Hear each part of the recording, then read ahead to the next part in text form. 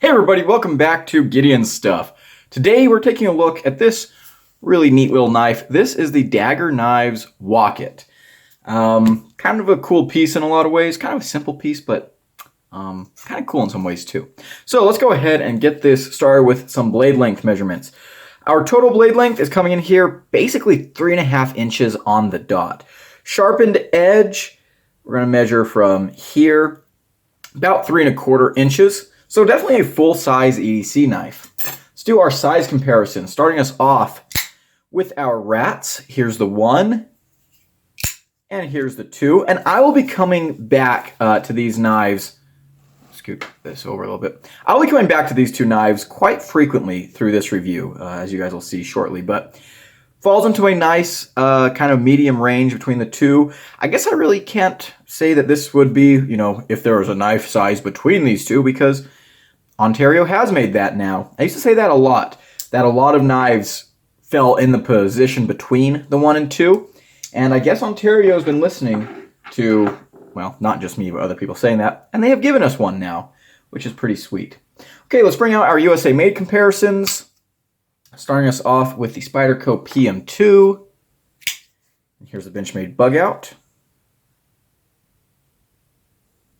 There you go.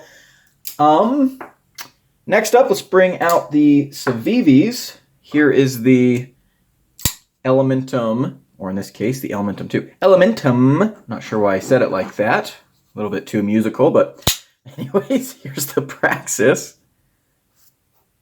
Cool. Sweet, sweet. And I don't have any other Daggerr knives in my collection currently. I've only ever reviewed one other Daggerr knife, so we're going to go ahead and stop right there with our size comparisons. Materials, we have FRN, aka plastic scales, steel liners, steel clip, their iconic clip. It is a liner lock running on bearings, and this blade is 8CR14 MOV steel. Let's go ahead and go cut some stuff. You guys know what time it is? It's review cutting time. Duh. Today we are taking a look at that's for the opening of the video. That's not for this part. Sometimes I get confused. I get confuzzled. My stupid little monkey brain sometimes doesn't realize that when I'm filming, I always film the review cutting first. This is the first part of the review I film, and then here in a couple of days or maybe even a week or weeks or month, I'll film the review for this knife. But my stupid little monkey brain sometimes thinks that I'm filming the review right now because I'm an idiot. But we're doing the review cutting for the Daggerr Knives Wocket. Yeah, this should be fun. There's a bunch of bombs or something happening over at Fort Bliss right now. And so maybe my brains are getting all scrambled by radiation and stuff. I don't know.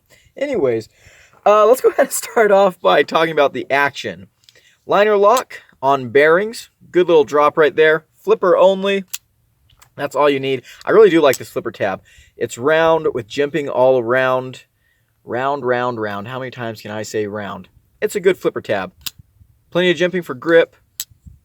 A lot of leverage. The detent is nice. Yeah, the action feels very, very solid. Good action. Let's talk about the ergonomics. So, we've got kind of almost a little pistol grip kind of handle here. Got a big finger well. We're narrow up top, kind of wide at the back. Fits in your hand really nicely. I don't really have a whole lot of complaints. Pocket clip doesn't bother me that much. If you got bigger hands than me, which isn't hard to do, you'll have a little extra to hang over there on the end. Yeah, the jimping up here is actually good. It's well placed. It's grippy but not aggressive. Good stuff there. Let's go ahead and talk about the carry. So you've got their standard badass screaming skull clip, and it is reversible. Lefties rejoice. In and out of the pocket, we do have a slightly aggressive texture on these Efron scales, but it doesn't really hurt that much. As you can see here, the knife is very, very deep carry. Yeah, carries really well. You can get your hand down in there and stuff. It's not a particularly heavy knife. You got a little glass breaker on here that's kind of sharpish. Sometimes you'll scrape your hand on that or whatever, but yeah, carry is pretty good.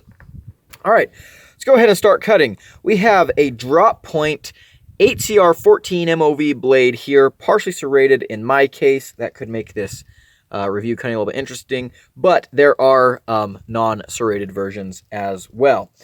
And we're going to cut some cardboard scraps that I have sitting around from previous review cuttings. So let's go ahead and get into that, being sure not to get on the serrations too much. I say as I immediately go into the serrations. That's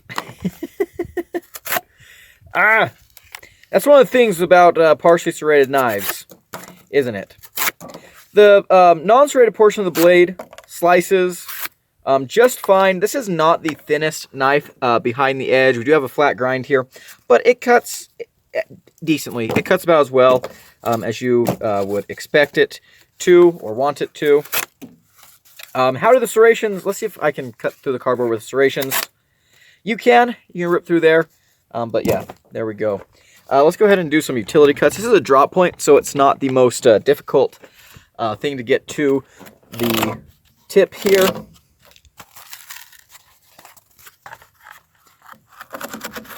There we go.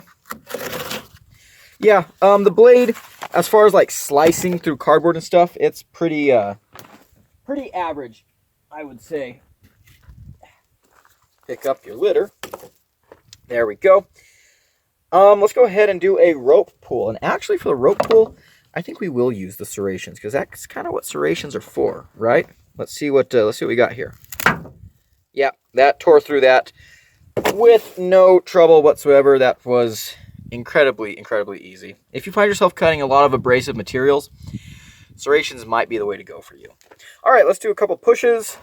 1, 2. There went another bomb. And 3. And that actually did really well. You've got a pretty stout blade out here towards this bellied portion. So yeah, it didn't have much trouble cutting or crunching through that rope with just a little push. Okay. Let's do some pool noodle cutting. Let's see how much. Could be a little bit of an issue. We don't really have that much flat, unserrated edge, but I will try to do the best I can. Okay. All right. Okay. So, it felt good going through the pool noodle. I didn't feel it like binding up. The edge is there's a little bit of a wonkiness with the sharpening up towards here, but the grind itself felt fairly nice going through the pool noodle. I did catch serrations a couple of times.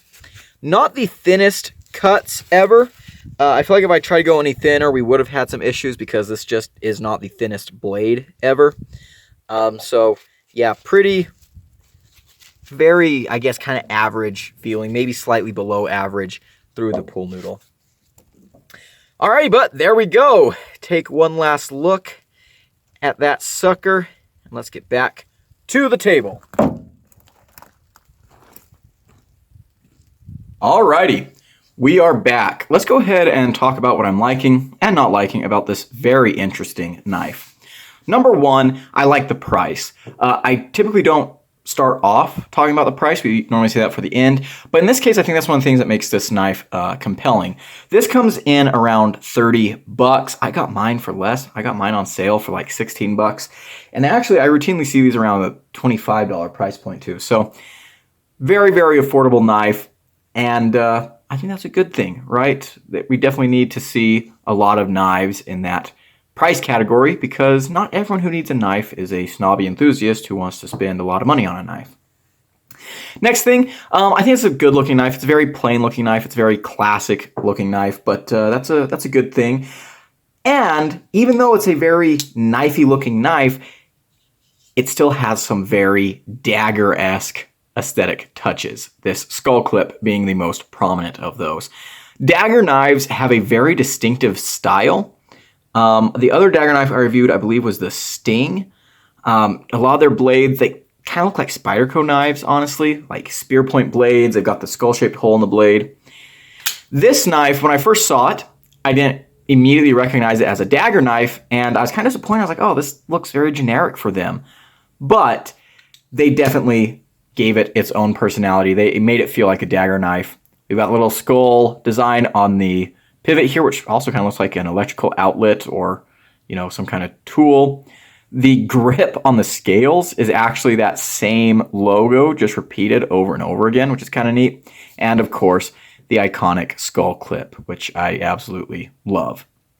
Kind of weird that this one only has the one eye filled in instead of two like on some of their other ones, but you know, it doesn't really bother me that bad. Great clip, the Screamin' Skull clip. Speaking of that clip, it is reversible. You take off this little glass breaker and you can just flip the clip over. So lefties, rejoice. They thought about you with this knife. Next thing, the ergos are pretty good. This knife does lock into my hand really nicely. The jimping, I think, is good. It's positioned in a good spot. It's aggressive but not painful, which I like. This flipper tab locks you in, you know, so you're not going to slip up on the blade. It does go from thin to thick, which isn't always my favorite, but it's got kind of a pistol grip. It kind of cants downward. And so the knife feels very secure. I would not say this is the most ergonomic knife I've ever held, but it's good. This feels like a very solid working grip. Access to the lock bar is really nice. They gave you plenty of room to get to that liner.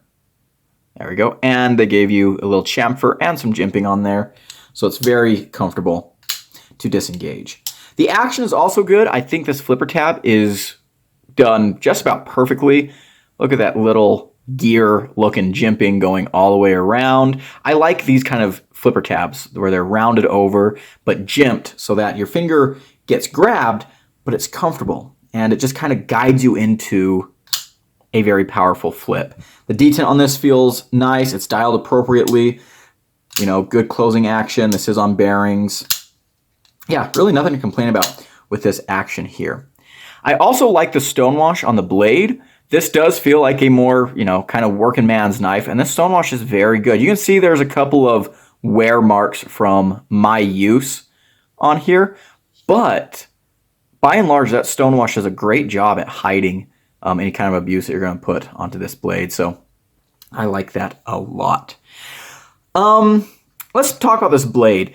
8CR14 is nothing really to get excited about, but this is a good blade shape, very standard drop point. You can get this in a fully straight-edged configuration. I went for the combo edge here because I'm working on a video about partially serrated knives.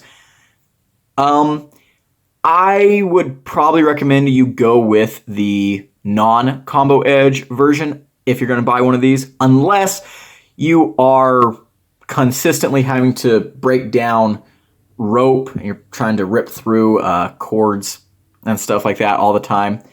But if that's not you, then probably the straight edge is what you're going to want to go with. The blade itself cuts fine. It is a little bit on the robust side, as we can see right there, but I don't think that's necessarily a bad thing.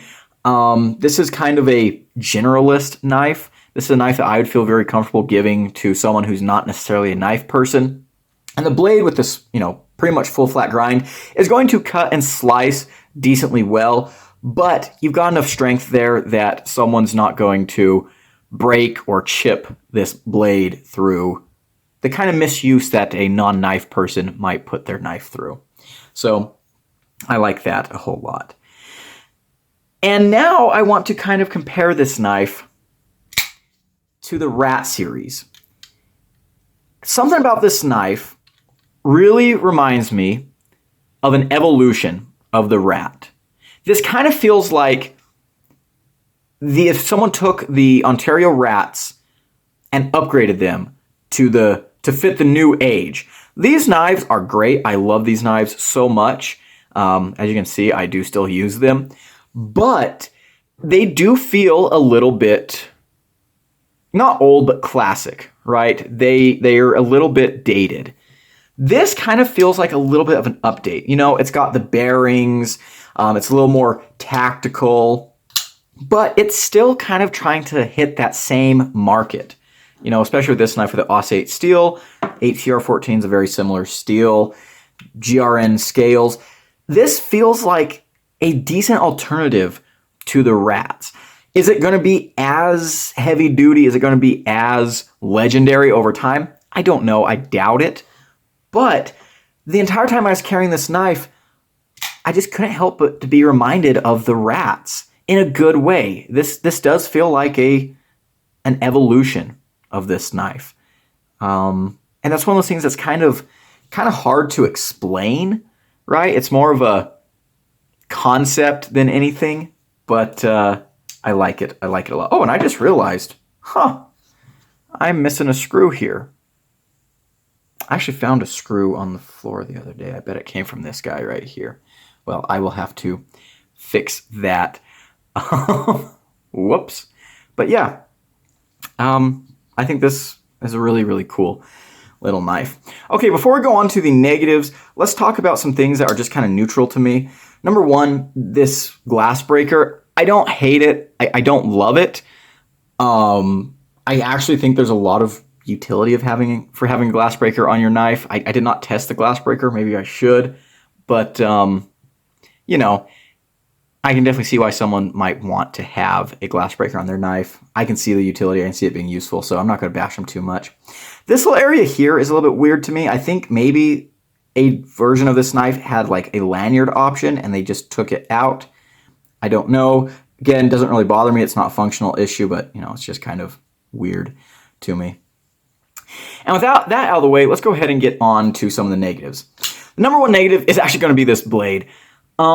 Yeah, for me, this left a little bit lacking in the performance department. It's not the greatest slicer ever. And I said that was maybe a good thing for a new-time user or first-time user, and maybe it is, but for me and for people experienced with knives like this, it left a little bit to be desired. The combo edge, I don't think is all that great for my particular EDC needs. We're going to save that for a full video, and it doesn't really matter because, again, you can get non-serrated versions. And really, that's about it. There's a few other things that I could nitpick and stuff. I mean, the balance is not exactly the best, but at the price point and for what this knife is trying to do, I'm not going to rail them too hard for that. So let's go ahead and get to my final conclusions.